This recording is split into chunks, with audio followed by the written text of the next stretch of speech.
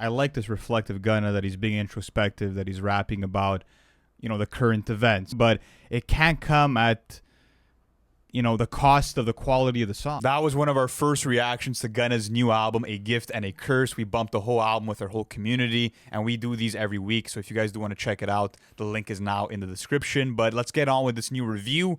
Gunna's comeback album. How do you feel about it, bro? Well, let's start off in the artist performance. I think that's a good place to start because the first thing that I noticed is that there's no features. And that was something that we were having questions about while the album was starting to be rolled out, was that, who was going to be collaborating on this. And if there was going to be no one, was Gunna going to be able to carry a 15-song track list by himself? And I want to say the short answer is no, to be quite honest with you. I don't think he can. But for the most part, I want to start off with the highlights. I want to start off on a positive note. I do think you do have your certain performances where you're getting that sort of classic Gunna flow and that cadence that everyone loves. Example, on songs like Back to the Moon, for example, on his first verse, or even something like Back at It, the intro of the album, even something like Cash It, where he's using a bit more of a quick-paced flow. And you also have certain songs where I feel like he falls flat, for example, on something like Turn Your Back, for example, where, he's trying to fit too many words into his flow and it kind of comes off of as forced. Even something like Born Rich, like I'm not a fan of that melodic performance. So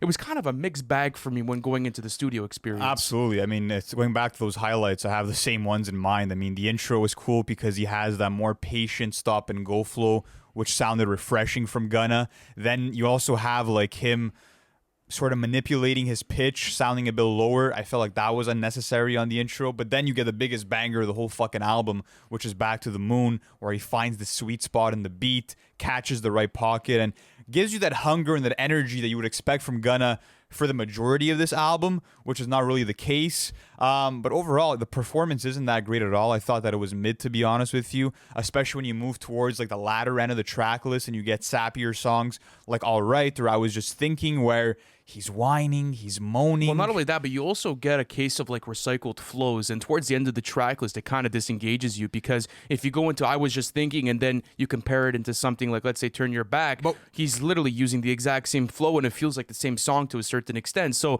there was a bit of exhaustion for me, especially towards the end of the track list. Then going back to something like, let's say, a Wanna or let's say a DS Forever, you have these major features that are able to play with Gunna and that are able to offset him and that are able to help him carry. But I think we kind of knew, like, going into this that, like, Gunna's bag of tricks isn't that full to begin with, but I just expected a more dynamic performance, bro. Like you said, recycling flows, a lack of effort to try out new inflections and new cadences, to be honest with you, and it fell flat most of the time on here, and I also don't like the fact that, a lot of the time, not a lot of the times, but on a couple of tracks, he tried getting deeper with his writing, and it was at the expense of the quality of the tracks, oftentimes. That's very true. I mean, on something like Payback, for example. Absolutely. And I think we're going to go more into that on the content section of things. But also, how did you think about the hooks, though? Because I feel like, besides a couple of them, even Cash Shit, which is one of my favorite songs, he is recycling the same fucking sort of style and flow on the hook that he used on Wanna, the title track off of Wanna. Like, well, even almost Street identical. Sweeper, yeah, even if you go on to something like Street Sweeper off of Wanna, that is a classic Wanna flow. And yeah. I'm gonna be honest, I like it. Yeah, it's cool. I like it. It's like, I'm not standard, gonna complain. I'm not gonna complain though. Yeah, but I'm gonna look at it for face value. I mean, that was actually probably one of the best performances from him on the album, if you had to ask me. Even something P Angels. I mean, I'm gonna talk more about that song on the production side of things. But for the most part, P had a cool and smooth, calculated flow. Wasn't out of pocket throughout the entire song. And I also think that to a certain extent, the features and the production kind of played to his detriment as far as the artist performance goes. So, artist performance mid? Absolutely mid, but let's now go on to the content. And of course, everybody was sort of interested in this album because he just got released out of jail. First album since then. He had a lot to talk about in terms of the snitch allegations and whatever else. And he does go into that oftentimes on this record. He's talking about his paranoia, moving differently, having, bulletproof whips with him. Not only that, but, kicking his lean addiction and him getting healthy and him getting into shape. So there was introspection from Gunna. But like you said, at certain points, it just gets so sleepy because I don't know what it is. It's like his vocals almost were subdued to the point to where like you could barely understand what he's saying at certain points, and maybe it was just me. I'm not sure if you guys were able to pick up on that. Let me know in the comment sections. But for the most part, I think yeah, he did try to do something solid, but it's the case of like, well, it's only 3 to 4 songs, and then you get another 11 that are just standard Gunna songs that feel like throwaways off of DS Forever. That's why it was kind of misleading. Like, you're getting those first couple of songs, and even something like Back at It. I mean, he's not saying that much on there, but he is rapping about like wanting to go back to making anthems and not being stuck, you know, in a bunk bed in jail. So you're getting a couple of those bars, but you're sort of expecting maybe for him to get super raw and super deep throughout the album. And I feel like it's a missed opportunity to have trimmed this track list down to maybe 10 songs. And really just talk his shit for the majority of it. Obviously, you're gonna get those songs about luxury and him flexing and I being want to see that braggadocious. too. Yeah. I wanted to get that too, which you do get that on certain instances on this track list. But I wasn't impressed with the writing at all. Even looking at some of the lame bars, for example, on "Fuck You Mean," he raps "fucking this bitch like a perv," or "Ice the burr, shitting on all you turds," or on Rodeo Drive, "I'm dressing up like a salad." Yeah.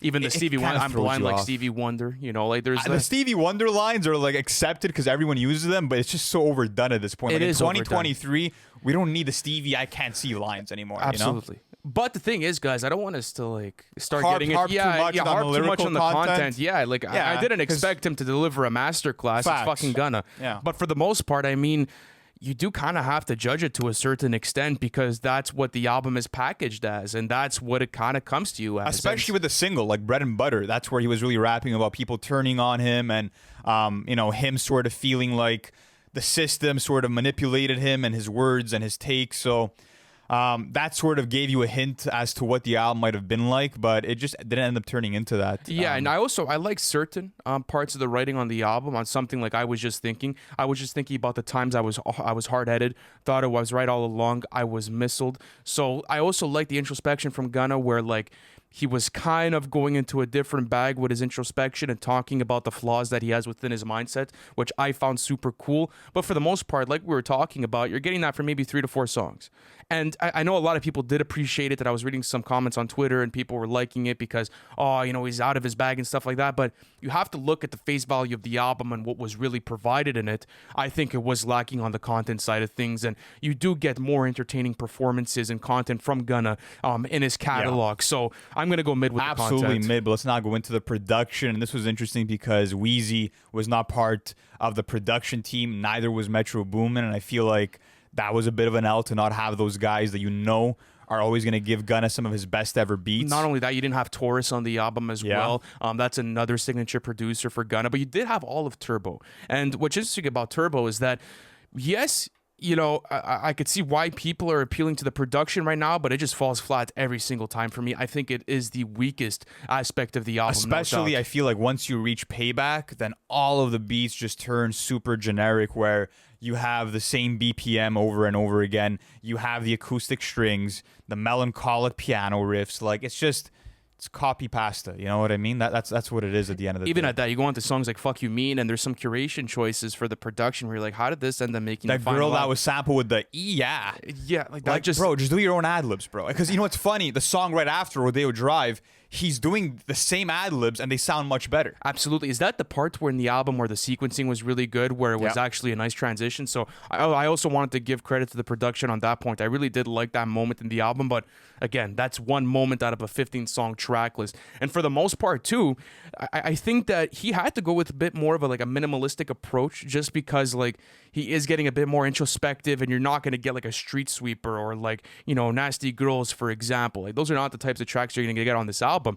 And I think that's fine. But when it comes at the expense of the musical experience and you actually being engaged in the studio album, I do feel like it was lacking on that part. And even some of the most interesting compositions, something like Back at It, for example, where you have those classic turbo keys and electric guitar riffs that were sampled, it leaves you wanting more. It leaves you wanting this climax, this beat drop, or maybe you're getting some heavy bass or some hard-hitting 808s, and it never comes. And I feel like even my favorite beats always left me wanting more. always went, because I think there was problems with the mixing and mastering on the project. Maybe There that it was. was just curated way too quick and they tried to put it out too quick. But even like you were talking about it, Back at It, I was listening to it in my mixing headphones, and I was trying to pick up on those drums because I was like, it's impossible that this is a drumless beat, right? Because we were in the live album reaction yesterday and we were sitting here like, like sort of like sitting ducks asking where the fuck's the drums and when is this thing gonna drop?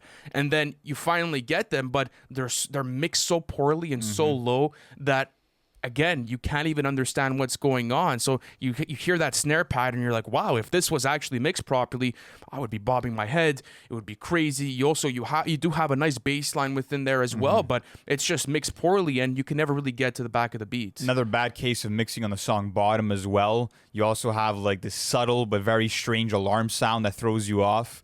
But apart from that, I mean, yeah, I don't think Gunna, chose the best beats, and I have to point the finger at him in the sense because he's the one selecting the productions. I know that Turbo's capable of producing better beats as well as some of the other producers he had on here. So overall, production was mid, to be honest. Yeah, like where's the 25K jackets? Where's the A Lot of Cakes? You Yeah. know, where are those types of beats? Those are the types of beats that I want to see on a Gunna Even album. like a Push and P beat, bro, which is like his most mainstream song, but that at least had some layers to it. And it's such an important part of a Gunna album because it kind of gets you into the whole mood and flow of his aesthetic, right? I mean, he makes mood music. You Yeah. want to catch a vibe, you go to Gunna's music. He's the best at what he does. But when the production is lackluster like this and the mixing and mastering is off, it's very hard to stay engaged in the album. So guys, let us know how you feel about the production in the comment sections. But let's go on to Replay value. Replay values. So this is interesting, all right? Because I was going through this track list again and I'm like, well, I'm going to revisit a couple of songs on here. I fuck with Gunna's music heavy, and I've been a big fan of him since like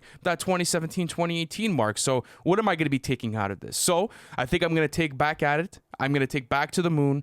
I'm going to take Cash It. I'm going to be taking Rodeo Drive, and I'm going to be potentially taking P Angels. Those are my picks. Okay, that's actually more than I expected. I would probably, looking back at it for sure. Back to the Moon is the biggest banger, my favorite song on here.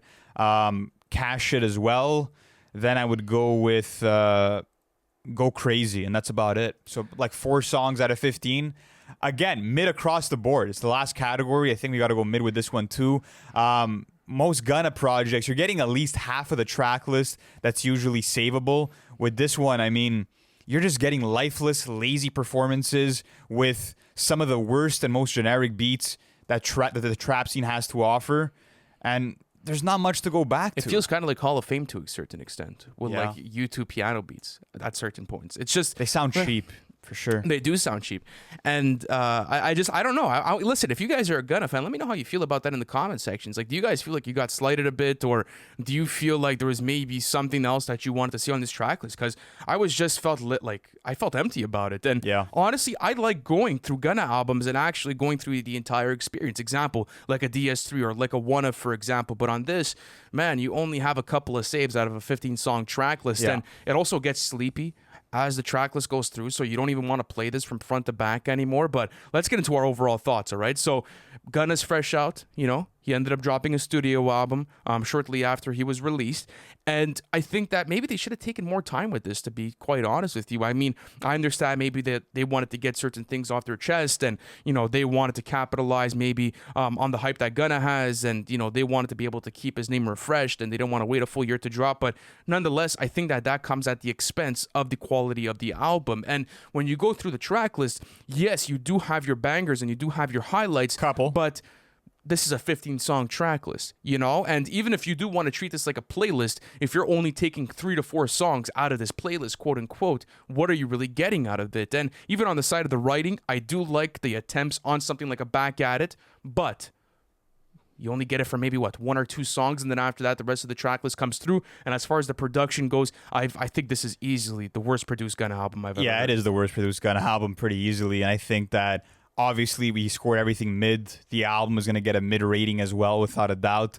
Gunna is someone that, when it comes to the trap scene, has some of the most interesting flows most of the time, has his signature auto-tune performances. And even when he gets melodic at times, when you're looking at something like Banking on Me, he's able to create hits and have a catchiness to his melodies that just was absent on this whole album. Apart from that, like you said, the production was absolutely lackluster, and it's a boring album. It was a drag to get through the entire thing, despite it being only 45 minutes long.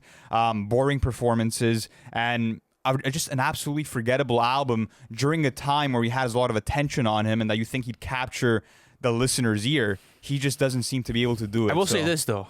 I want to hear another Gunna album. I want to hear some crazy shit. Obviously. I want to hear some crazy shit. I want to hear some Metro beats. I want to hear some Wheezy beats. Even maybe if he doesn't collaborate with them ever again. I just want to hear a solid Gunna album. So guys, let us know where we got it right. Let us know where we got it wrong. And what would your score be on this new Gunna album? Thank you so much for watching this review, and we'll catch you in the next one. Peace.